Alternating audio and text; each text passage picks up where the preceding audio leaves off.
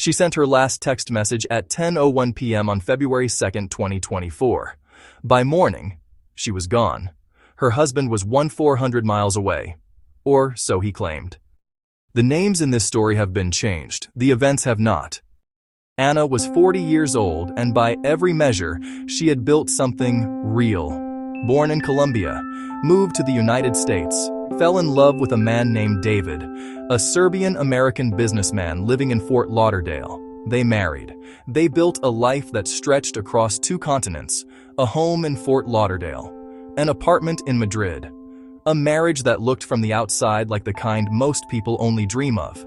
But somewhere beneath the surface of that life, something had broken. By late 2023, Anna and David were going through a divorce. And divorces, as this story will show you, have a way of revealing exactly who someone is, when they can no longer hide behind the person you believed in. On January 29, 2024, David rented a dark blue car in Belgrade, Serbia. Before he drove anywhere, he tinted the rear windows. Then he drove. Not to the airport, not to a meeting, not anywhere a man with nothing to hide would go. He drove 1,400 miles across Europe, through Serbia, Slovenia, Italy, France, and into Spain. Along the way, investigators later discovered, he stopped multiple times to steal license plates from other vehicles, to change them on his car, to make sure nobody could track where he was going. He arrived in Madrid on February 2nd, the same day Anna was home alone in their apartment. Surveillance cameras captured Anna entering her apartment building at 1:42 p.m. that afternoon. She participated in a video call that evening around 7 p.m. She spoke to people who loved her, who had no reason to worry, who thought she was fine. And at 10:01 p.m., Anna sent her last text message to friends who cared about her. A normal message, the kind you send when you think tomorrow is coming. She never sent another one. When her friends couldn't reach her the next day, they called the police. Investigators arrived at her apartment. Anna was not there.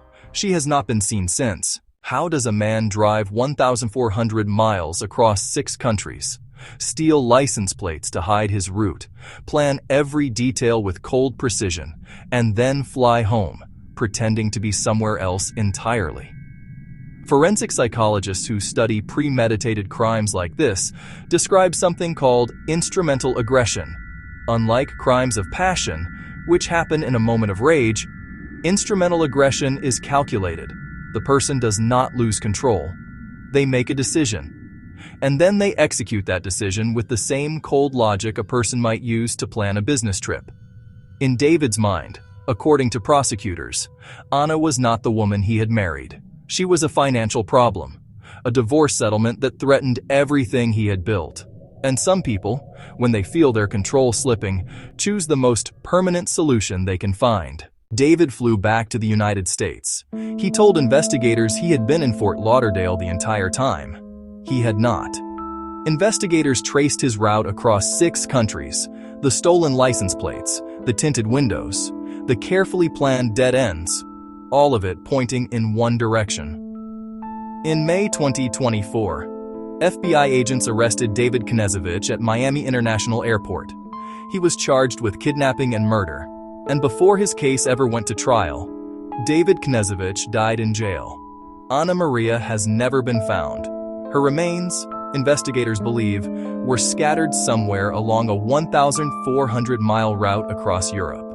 The FBI has offered $25,000 for any information that leads to finding her.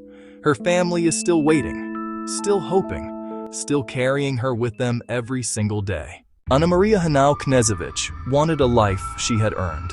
A clean break from a marriage that had already ended. The freedom to start over. And the man who had promised to love her drove 2,400 miles to make sure she never got it. There were no warning signs the people around her could see. No moments that felt wrong before it was too late. Just a man, with a plan, and a route, and tinted windows, and stolen license plates, and 1,400 miles of silence. Someone you trust is wearing a mask right now. Look at the people in your life. You know their face, you know their voice, you know their plans, but do you know their mask? The mask always slips. It's just a matter of time. I'm behind the mask, and I'll see you in the next one.